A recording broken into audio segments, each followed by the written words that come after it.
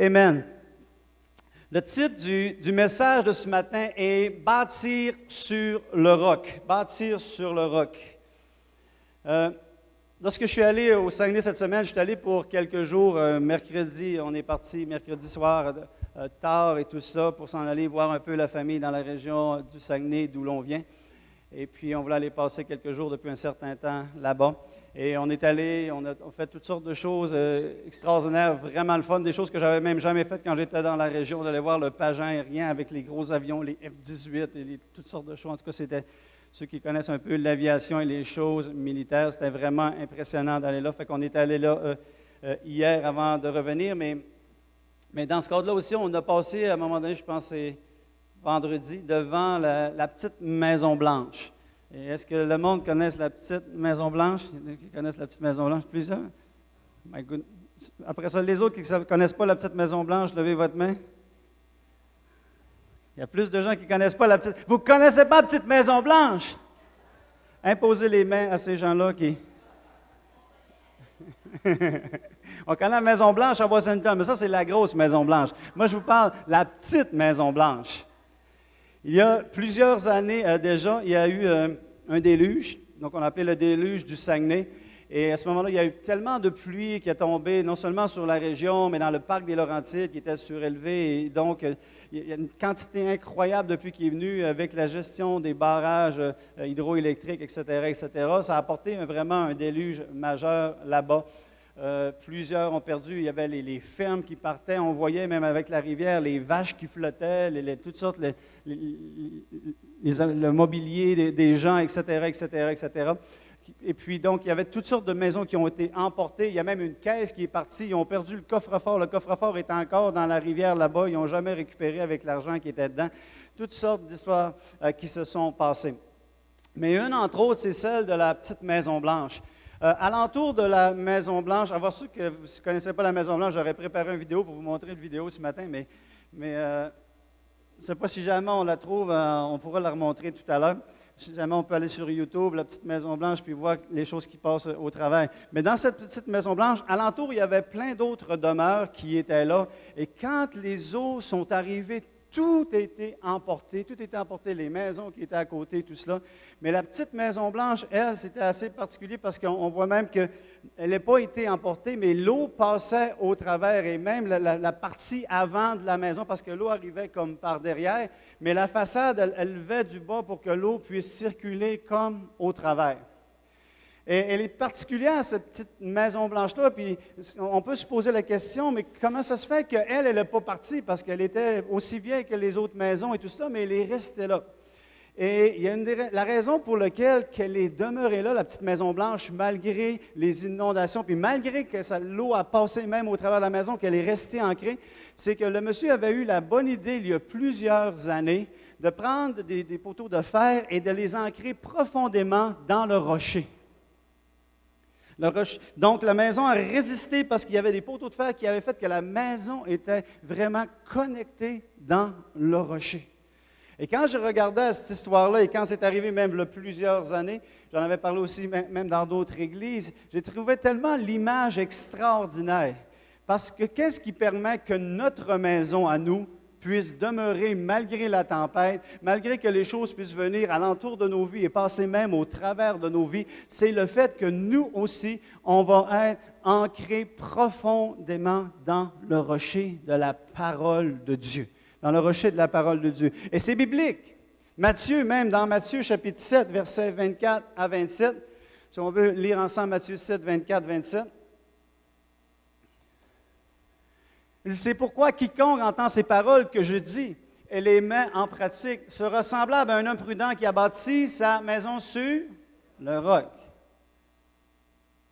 La pluie est tombée, les torrents sont venus, comme au Saguenay, les vents ont soufflé et se sont jetés contre cette maison. Elle n'est point tombée parce qu'elle était fondée sur le roc. Parce qu'elle était fondée sur le roc. Dans cette histoire ici, Jésus nous présente un contraste entre deux personnes qui entendent.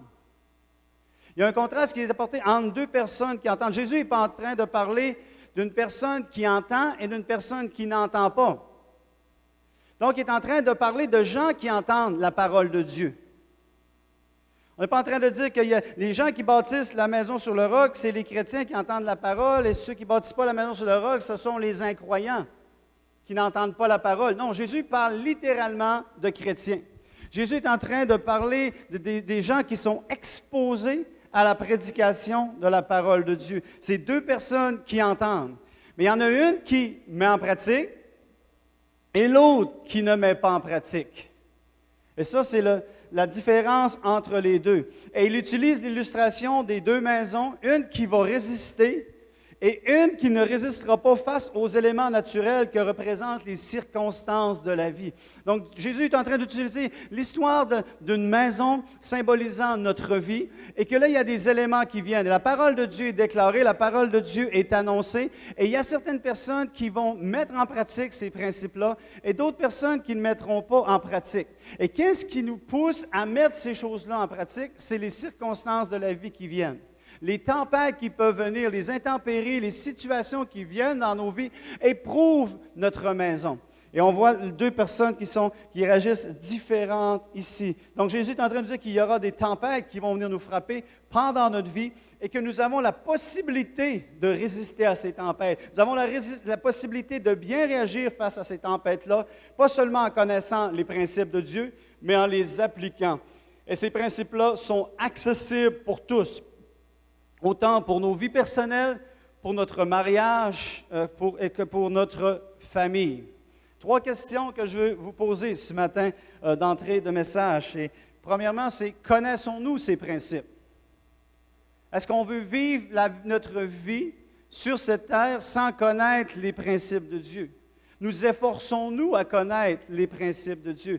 Parce que la première étape, c'est de les connaître. On a besoin de connaître ces principes. Ce n'est pas une question, on ne lit pas notre Bible simplement pour accomplir nos responsabilités religieuses, nos responsabilités spirituelles. Nous lisons la parole en partie pour connaître les principes que nous pourrons appliquer pour faire que notre maison, que notre vie va être capable de passer au travers les étapes. Que ce soit, et pour certains, les étapes, c'est une chose, pour d'autres, c'est une autre chose. Pour certains, les étapes de la vie, c'est d'être capable, comme dans certains pays avec la persécution, de simplement se tenir et de dire oui à sa foi et que ce soit même au risque de leur vie. D'autres, c'est dans des endroits qui sont un peu moins intenses, que je dirais au niveau de la persécution, mais même au milieu de cela, encore, peu importe la longueur de la durée de notre vie, peu importe le genre d'épreuve que nous faisons partie, on a besoin d'avoir ces principes. Donc, première chose, est-ce que nous connaissons ces principes? Deuxième chose, est-ce que nous mettons en pratique ces principes? Et pas seulement sporadiquement, mais régulièrement, sur une période prolongée. On ne peut pas juste commencer et dire, OK, Dieu me demande d'appliquer ce principe-là dans ma vie, je le fais 2 fois, et puis après ça, ça ne marche pas, puis là, j'arrête. Le Seigneur, tu dis que je vais être béni quand je vais donner. La semaine d'après, il n'y a pas un chèque qui revient dans la boîte aux lettres, tu dis ça ne marche pas. Donc, la Bible dit d'aimer et tu vas récolter, mais plus tu aimes et tout cela. Et même si tu aimes, il y a des gens, des fois, qui ne vont pas t'apporter la récolte de l'amour, mais vont t'apporter une autre récolte qui est différente. Et à cause de ça, tu dis, je vais arrêter d'aimer. Non, ça se peut qu'il y ait encore des choses qui soient là, mais avec le temps, les semences que tu vas porter, les principes que tu vas mettre en application, tu vas voir que Dieu va être fidèle et on doit avoir quelque chose de solide. On donne un exemple aussi au niveau du couple. Si on est avec le couple et on commence à appliquer certains principes que l'on enseigne dans les cours que nous donnons dans le ministère Eden pour bâtir notre mariage, s'il y a des années de choses négatives qui sont dans notre mariage, une mauvaise façon de communiquer, une mauvaise façon d'agir, de ne pas prendre soin de l'un et de l'autre, ce n'est pas parce que tu viens prendre une session une semaine qu'un mois plus tard que tout est changé, que tout est transformé et tout ça. Alors, donc, on a vraiment besoin de voir que c'est avec le temps que les choses vont pouvoir changer. L'application des principes va porter son fruit à long terme. Sinon, la vie chrétienne est lorsqu'on donne notre vie au Seigneur et qu'on avance parce que les choses ne vont pas bien. Soyons honnêtes, on a déjà passé par ça. Moi-même, j'ai déjà passé par ces moments-là aussi, où à un moment donné, tu viens à douter. Tu peux douter jusqu'à un certain point, mais bon, tu persévères quand même. Pourquoi? parce qu'on n'a pas compris que c'est pas juste quelques fois où ce qu'on applique les principes de Dieu qui fait que vraiment toutes les choses vont pouvoir se mettre en place. Et même l'application de tous les principes de Dieu ne nous garantit pas qu'on n'aura pas de problème, qu'on n'aura pas de tempête. Il parle ceux-là qui entendent, qui vont mettre en pratique, qui vont voir des tempêtes. Il n'y a rien qui dit dans ce passage-là que parce que tu mets les principes de Dieu en application, parce que tu fais les choses correctement, bien, ça va vraiment t'éviter toutes les tempêtes. Les tempêtes vont passer à côté de toi, puis il n'y en aura pas.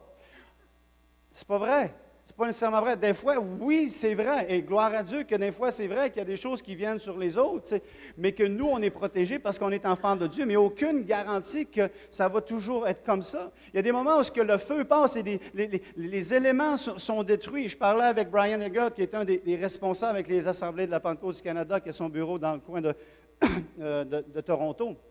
Et il me disait, il y a quelques années, quand il y a eu, je pense que c'est l'année passée, quand il y a eu à Fort McMurray, il y a eu le grand feu qui a pris place, il y avait une église qui était là-bas, et c'était une bonne église et tout ça. Et quand le feu a passé, le feu est venu et l'église était là, et le feu a littéralement comme passé à côté, et l'église n'a jamais été touchée. L'Église n'a jamais été touchée. J'entends des fois dans des croisades et tout ça, où est-ce qu'il y avait des fois des orages et la tempête venait et juste où est-ce qu'il y avait la croisade, ça passait de chaque côté et il n'y avait pas de pluie qui tombait sur l'endroit. Est-ce que ça arrivait toujours comme ça? Non. On peut éviter des choses. Et il y a certaines choses que même si on ne les évite pas, on doit continuer à dire, Seigneur, j'ai confiance en toi, tu es bon, tu es amour, tu es vrai, tu ne mens jamais, Seigneur, et je continue à me confier en toi dans toutes les circonstances. Oui, il est là, la belle petite maison. C'est vrai qu'elle est cute. Là, sur cette image-là, on ne voit pas l'eau qui passe vraiment, mais on le voit dans le bas de la maison, l'eau pouvait passer aussi à un certain moment donné. Premièrement, de connaître les principes. Deuxième élément, d'appliquer régulièrement les principes de Dieu. Et troisième chose, d'entretenir notre maison. Donc, il y a la partie d'entretenir notre maison. Ce n'est pas parce que tu es chrétien depuis 20 ans, 25 ans, que tu peux te relâcher. Parce que si tu te relâches par rapport à ta vie spirituelle, il y a une possibilité que ta maison va commencer à se détériorer. Oui, tu vas avoir des éléments, tu as de la sagesse, tu as de la connaissance, tu as de l'expérience, tu as vu neiger, comme on dit, et tout cela. Mais je viens d'arriver au Saguenay, mon accent est ressorti, oh boy. Tu as vu neiger. Mais tu as de l'expérience et tout ça, mais tu dois quand même, on doit toujours renouveler notre maison, rénover notre maison. Ceux qui ont des propriétés, vous savez que quand ça commence à faire une couple d'années, on n'a pas le choix. Il faut l'entretenir, il faut faire des travaux, il faut rafraîchir, il faut faire ces choses-là. Pourquoi? Parce que notre maison, même naturelle, pourrait se détériorer si on ne fait pas attention. Mais notre maison spirituelle, de la même façon, elle peut se détériorer si nous ne l'entretenons pas comme il faut.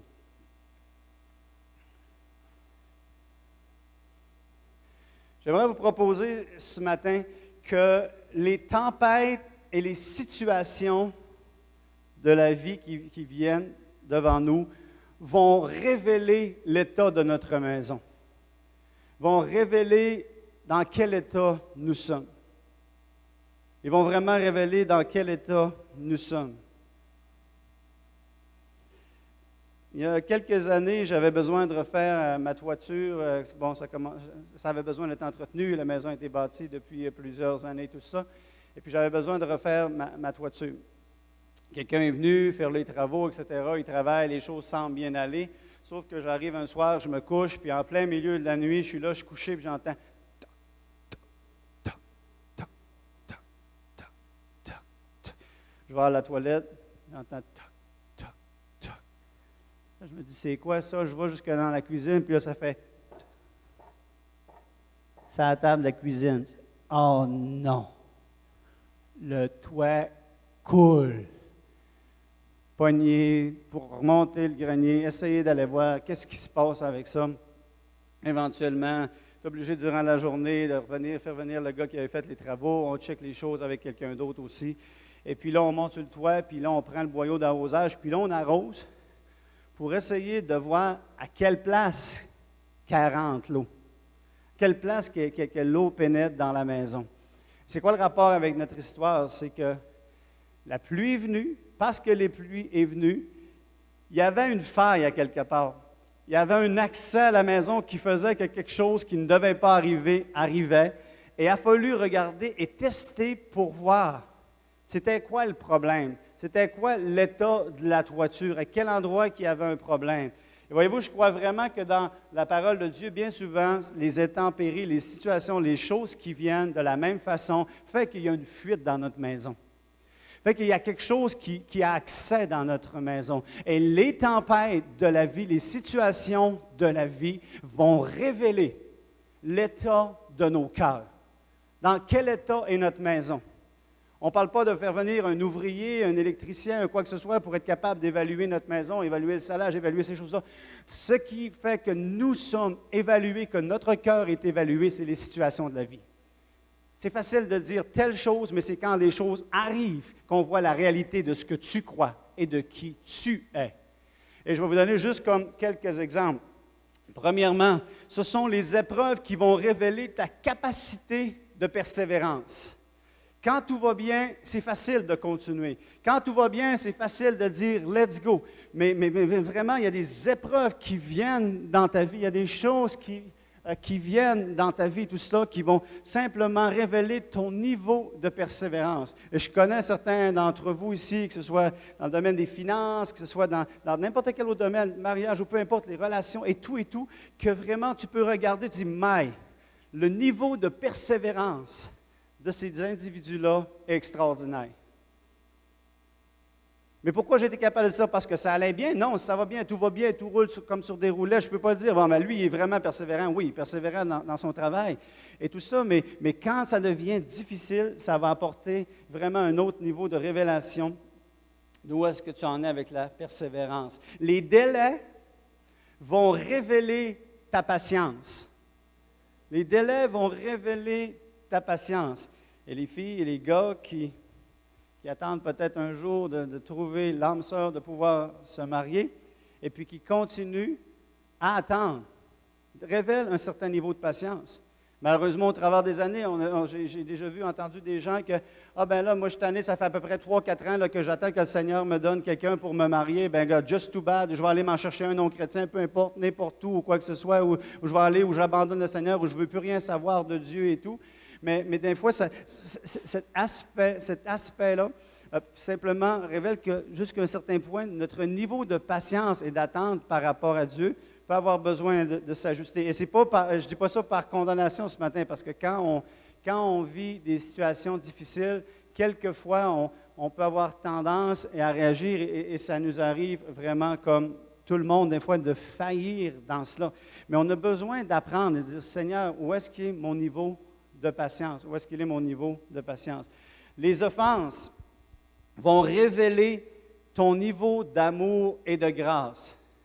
Quand tu es offensé par des gens, si tu réagis promptement, tu réagis avec colère, tu as réagi avec intensité, tu as de la misère à pardonner, ça va révéler le niveau de ton amour et de grâce qui est dans ton cœur.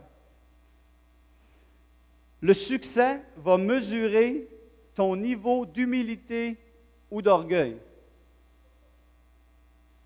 Quand les circonstances de la vie, les choses font que tu arrives à au niveau de succès, bien, ce succès-là, la façon que tu vas réagir va simplement révéler ton niveau d'orgueil ou ton niveau d'humilité. Niveau d'orgueil, tu vas penser que c'est toi qui l'as l'affaire, que tu es bon, tu es super, tu vas mépriser les autres parce que tu es rendu à ce niveau-là, que toi tu connais les choses.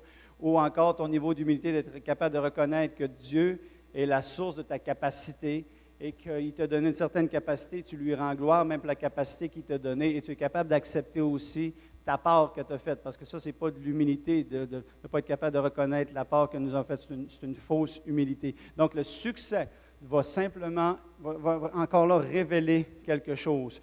Le succès des autres, lui, va révéler ton niveau de jalousie. Quand les gens ont du succès dans certaines choses, Et puis, comment ça vient te chercher? Est-ce que tu es capable de les célébrer? Est-ce que tu es capable de vraiment être content de ce qu'il fait? Ou tu vas essayer de trouver des petites affaires, de le rabaisser, de le critiquer, de faire des choses, tout ça, qui va simplement révéler ton niveau de jalousie. De révéler des choses qui sont dans ton cœur que tu as besoin de dealer avec. Les incertitudes de la vie, les situations, des fois, je ne sais pas si je vais faire ça, je ne sais pas qu'est-ce qui va arriver, etc., etc. La façon que tu vas réagir face à tout ça va révéler ton niveau d'insécurité. Combien tu es insécure. Combien tu n'as pas ta sécurité et tu n'as pas ta paix en Dieu dans les circonstances de la vie. Ta richesse ou ta prospérité, elle peut révéler quoi? Ton niveau de générosité. C'est facile de dire que tu es généreux quand tu n'as rien à donner. C'est quand tu as quelque chose à donner que ton niveau de générosité est mesuré. Je pourrais continuer encore et encore sur certains aspects, mais je vais m'arrêter sur ce point et vous encourager à être attentif à vos réactions face aux éléments de la vie. Qu'on soit attentif face à ces choses-là. Et comme je l'ai dit, je pense que jusqu'à un certain point, chacune de nos maisons, on a donné notre vie à Jésus, tout un chacun ici, on a vraiment donné nos vies au Seigneur. Maintenant, chacun on a un cheminement qui est différent. Et on a besoin d'être attentif parce que, comme je l'ai dit, c'est les éléments de la vie, c'est comment les choses se produisent en nous qui va apporter la réaction pour vraiment démontrer quel est l'état de ma maison spirituelle. Comment je suis comme Jésus veut que je puisse être et de grandir avec cela. C'est extrêmement important. Et malheureusement, des fois, en tant que chrétien, quand la Bible a dit qu'on doit avoir du discernement spirituel, quelqu'un a dit un jour, le premier discernement spirituel que tu dois avoir, c'est à propos de toi-même. Et malheureusement, en tant que chrétien, notre niveau de discernement spirituel, on essaie de le prouver en accusant et en voyant le mal dans les uns et dans les autres. Et ça, ce n'est pas du discernement spirituel, c'est du jugement. Et la Bible ne nous appelle pas à se juger les uns les autres dans nos intentions, dans les choses qui sont là. Oui, il doit y avoir des décisions qui sont prises, on doit être capable de trancher dans certaines situations et tout ça. Mais moi, je parle pas dans ces moments-là. Je parle de la façon de se voir les uns les autres. Je parle de la façon des relations interpersonnelles que nous avons les uns avec les autres. Envers les frères et les sœurs, envers les autorités spirituelles, envers des gens que nous ne connaissons pas, peu importe qu'on a simplement un regard extérieur sur eux. Le Seigneur nous encourage vraiment à se juger nous-mêmes, premièrement. À exercer ce discernement spirituel-là. Et même, Jésus nous a donné une belle histoire pour vraiment appuyer ce point que je vous dis ce matin, que c'est nous qui devons être les premiers à se juger. Parce que quand la Bible a dit de faire attention, de ne pas vouloir enlever la paille dans l'œil de ton frère quand tu as une poutre dans le tien. Quand tu as une poutre dans le tien. En voulant dire que si on veut être capable d'enlever la paille et d'aider quelqu'un, bien souvent. Et il aurait pu dire, essaye pas d'enlever la paille dans l'œil de ton frère quand tu en as une dans le tien. Il exagère, il grossit vraiment l'histoire. On parle de la paille dans l'œil de ton frère et la poutre qui est dans le tien. Et pour moi, ça me parle beaucoup, ça me dit que bien souvent, on va essayer de chercher la petite affaire dans la vie de l'autre, alors que dans la nôtre, on a quelque chose de bien plus gros. Si vous n'êtes pas capable de dire Amen ce matin, dis « Ouch ». C'est tellement significatif, parce qu'il aurait pu dire vraiment, il y a une page, tu essaies de m'aider, puis toi aussi tu as un problème, mais pour moi, ça me révèle vraiment la tendance humaine, et c'est la réalité. On le voit dans l'Église, on le voit dans la politique, on le voit dans nos familles, on le voit dans nos relations interpersonnelles. On a tendance à chercher la petite affaire, puis à monter une grande histoire au travers de la petite affaire, mais finalement, on a une bien plus grosse affaire qui est dans notre vie. Et que si on veut vraiment être capable, d'être efficace pour aider notre frère et notre sœur dans les choses dans lesquelles il peut avoir des combats ou des difficultés, on doit mettre un super d'accent pour enlever les grosses choses qui sont dans notre vie. Donc, ça veut dire que ce qui est ma priorité, c'est vraiment de me sanctifier, d'évaluer ma maison, que mon cœur soit changé pour être capable d'être efficace, pour être une bénédiction pour les gens qui sont alentour de nous. Comme cette petite Maison Blanche, maintenant c'est super cute, on peut toujours aller faire des petites visites là-bas. Comme cette petite Maison Blanche, on a besoin d'être enraciné dans la parole de Dieu. Maintenant, tous les chrétiens vont dire oui à cela. On a besoin d'être enraciné dans la parole de Dieu. Amen, tous les chrétiens vont dire ça. Vous êtes d'accord avec ça? Ça, c'est facile, c'est le bout facile. Le bout le plus difficile, le problème, c'est qu'on n'a pas toute la même compréhension de la parole de Dieu. C'est la même parole, mais on n'a pas toute la même compréhension de la parole de Dieu. Même dans le foyer, des fois, on n'est pas nécessairement toujours d'accord avec telle chose. Oui, on peut être en accord sur plusieurs choses, mais dans le foyer, on peut avoir des désaccords même sur la parole. À l'intérieur d'une église, on peut avoir aussi des désaccords à propos de la compréhension de certains textes, et des fois, on met plus l'accent sur un que sur un autre. Il peut y avoir des désaccords qui sont là à l'intérieur d'une famille d'église. Et non seulement ça, mais il peut y avoir des désaccords aussi à l'intérieur de des familles d'église. Si on regarde depuis le début, dans le temps des Actes des Apôtres, déjà il y avait des désaccords, à un moment donné, même à propos de la mission, qu'est-ce qui devait être fait entre Paul et Jean-Marc, déjà il y avait un désaccord qui était là. Pierre et Paul se sont parlé aussi à propos de la circoncision, les affaires de même. Ça a brassé des affaires. À une autre place, à un moment donné, ils sont obligés, avec Jacques, de faire le concile de Jérusalem parce qu'il y avait déjà des désaccords au niveau des Écritures. Dans l'Ancien Testament, il n'y avait pas juste les pharisiens, il y avait les pharisiens, les Esséniens, les Sadducéens. Il y avait plusieurs autres groupes qui étaient là. Ce n'est pas d'hier qu'il peut y avoir des désaccords.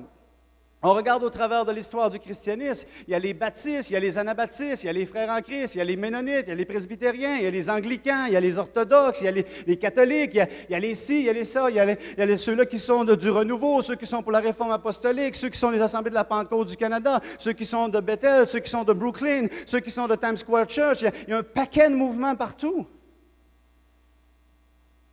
Parmi les baptistes, ils ont des gens extraordinaires comme MacArthur, qui est un théologien que tout le monde dit « Wow, il est extraordinaire! » Andy Stanley est extraordinaire. John Maxwell, qui est un homme de Dieu extraordinaire, mais lui, il a un accent fort sur le leadership, etc., etc. Il y a plusieurs différentes mouvances et croyances qui sont à travers le corps de Christ. Et je vous dirais que la majorité de ces gens-là, c'est des gens avec des cœurs formidables, qui aiment Dieu, qui aiment la parole de Dieu, mais qui ne sont pas nécessairement en accord les uns avec les autres. Ça fait que ça devient compliqué.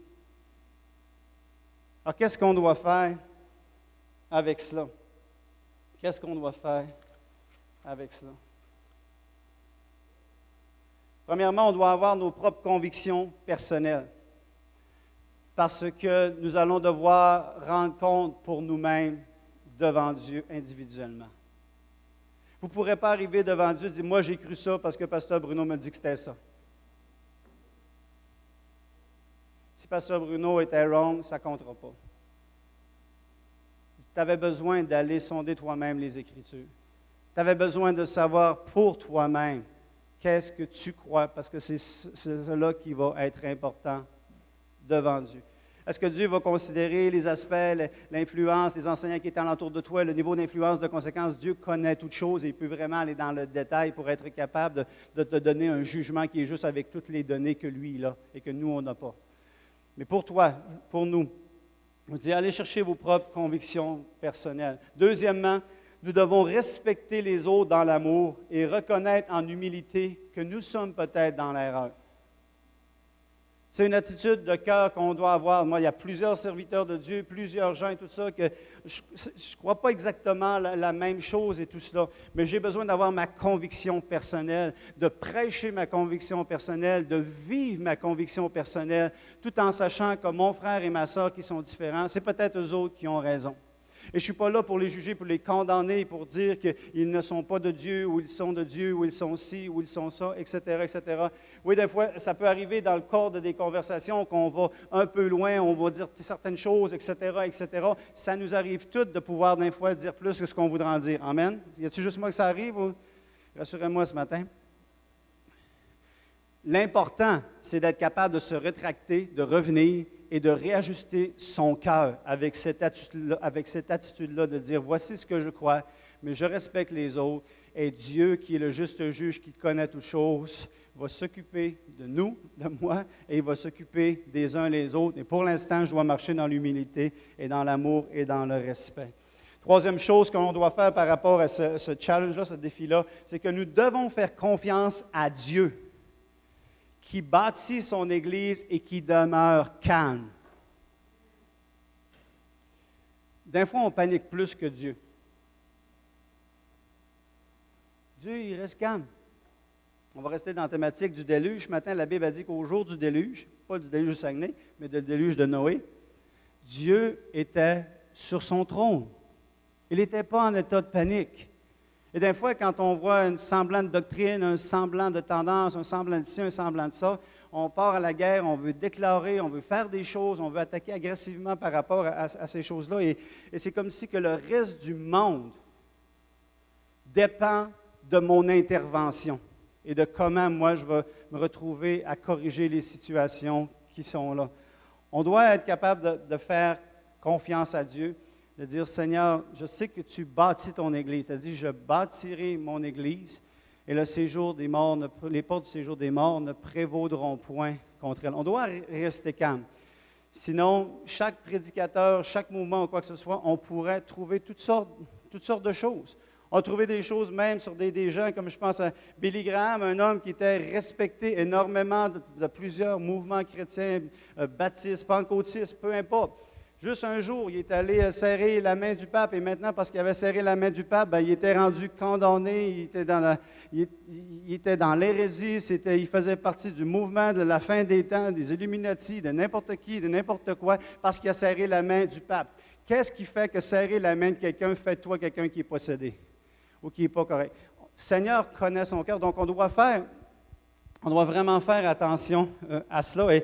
Et justement, puis dans ce sens-là, Billy Graham, malheureusement, et même par l'intérieur de son propre mouvement, même jusqu'à un certain point, a été comme persécuté, attaqué, mais pourtant, c'était un homme qui voulait marcher comme avec intégrité dans les choses. Et ce qui activait les gens à faire ça, c'est justement cette chose-là, c'est qu'on prenait une mission que Dieu ne nous a pas donnée, qui est d'aller d'attaquer, de protéger certaines choses et tout, de vraiment parler sur certaines affaires. Et c'est le moment de panique et la peur de tout ça. Et je ne dis pas qu'il ne faut pas déclarer jamais, qu'il ne faut pas dire certaines choses, c'est pas ça, mais il faut faire attention et garder cette attitude-là dans notre cœur, que Dieu bâtit son Église, qu'il est calme. Et il n'y a pas un démon, il n'y a pas une organisation, il n'y a pas un homme qui va empêcher Dieu de bâtir son Église, d'accomplir ses plans, d'accomplir. Il est Dieu.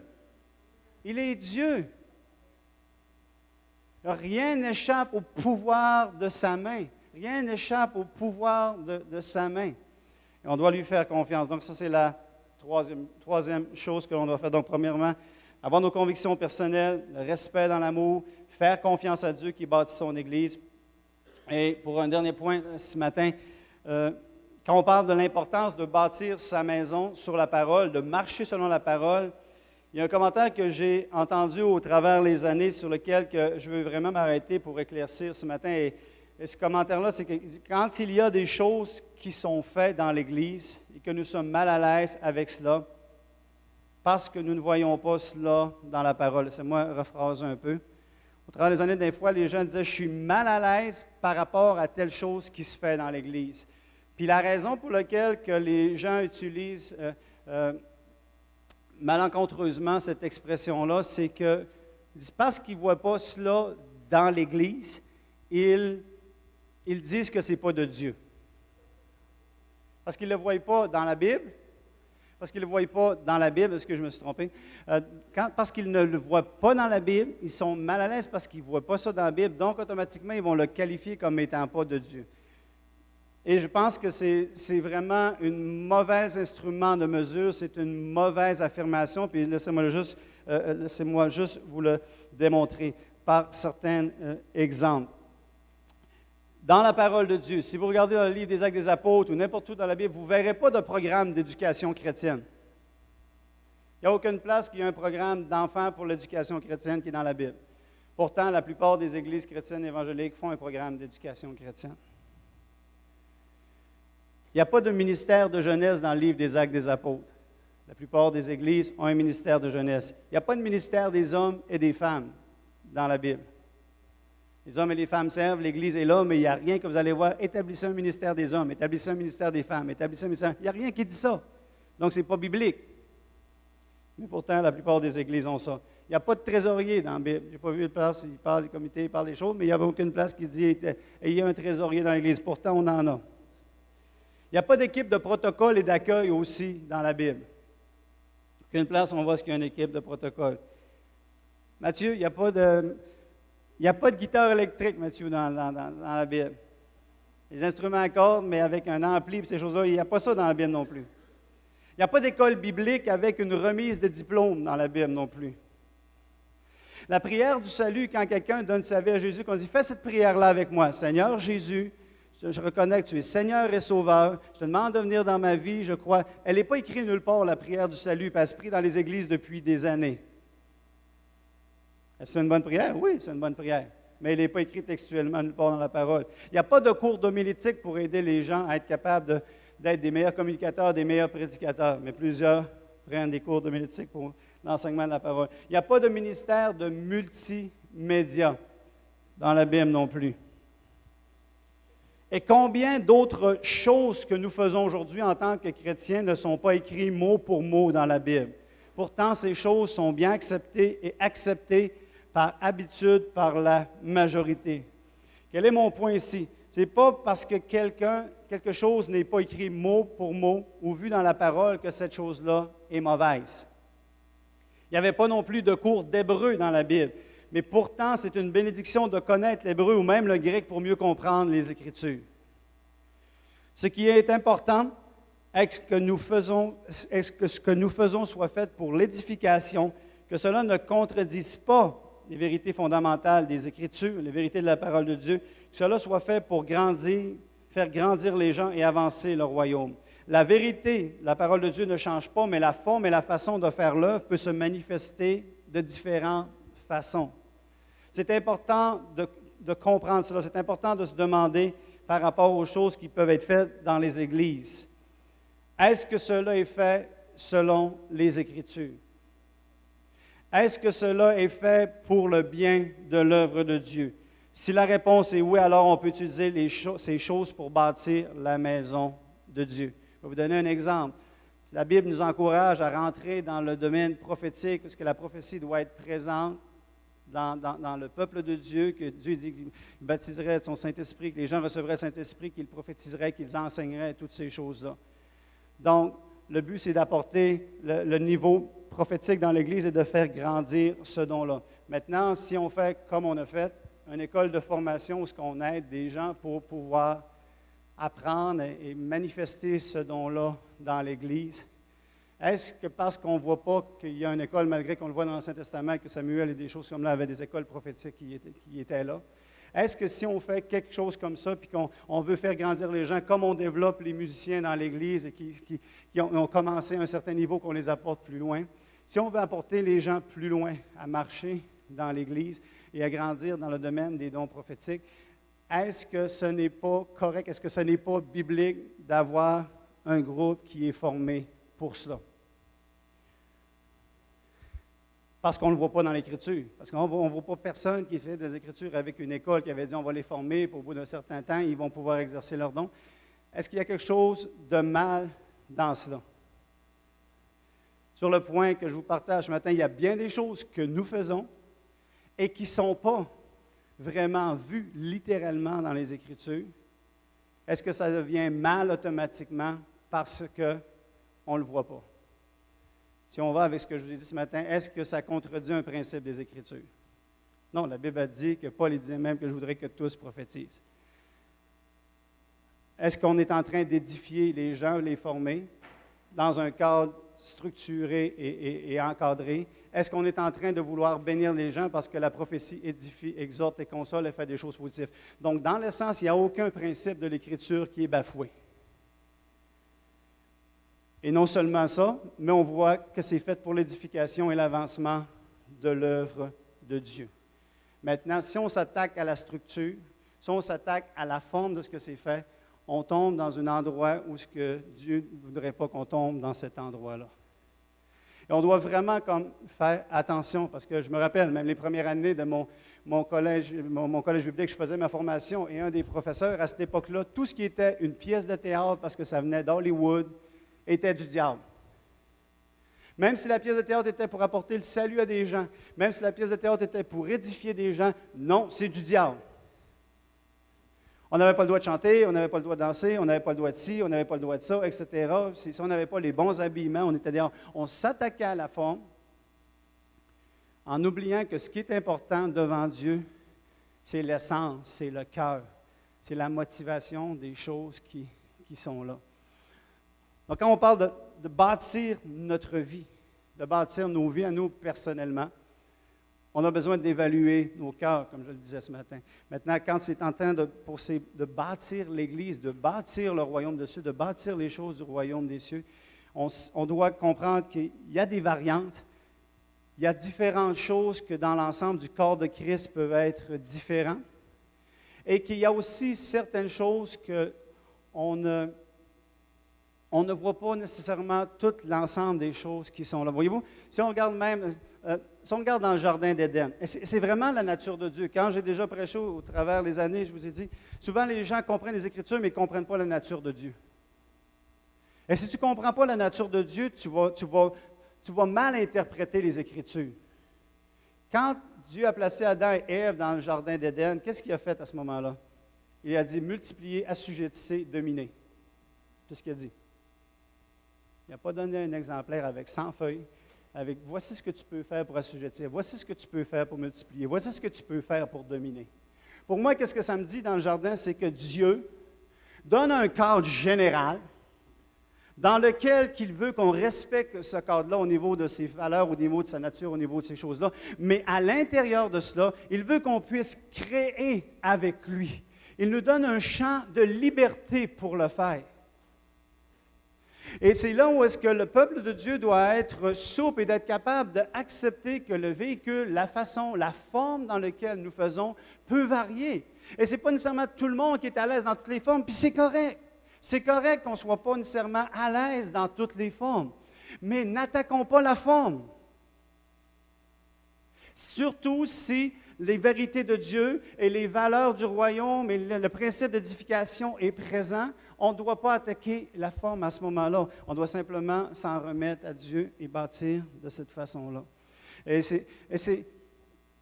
sont des éléments comme ça qui, des fois, on se perd dans toutes sortes de commandements, toutes sortes de principes, et on connaît tous ces principes-là, on connaît toutes ces choses-là. Mais ce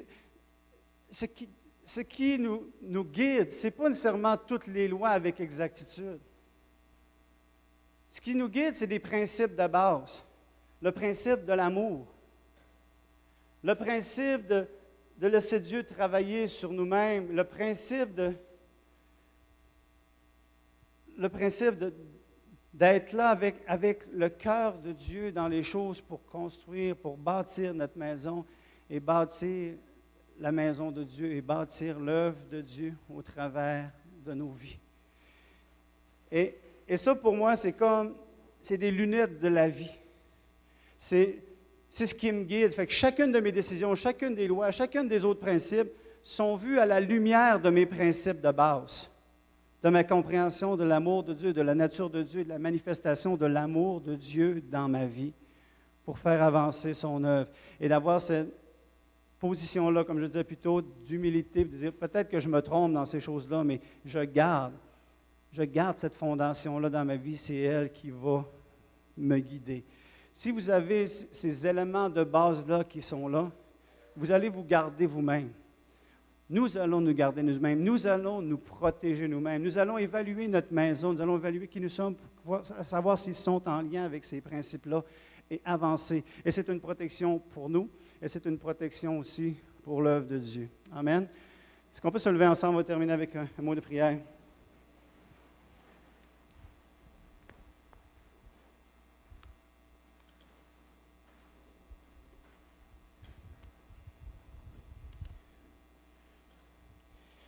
Seigneur, on veut te remercier, Seigneur, pour ta bonté, pour ton amour.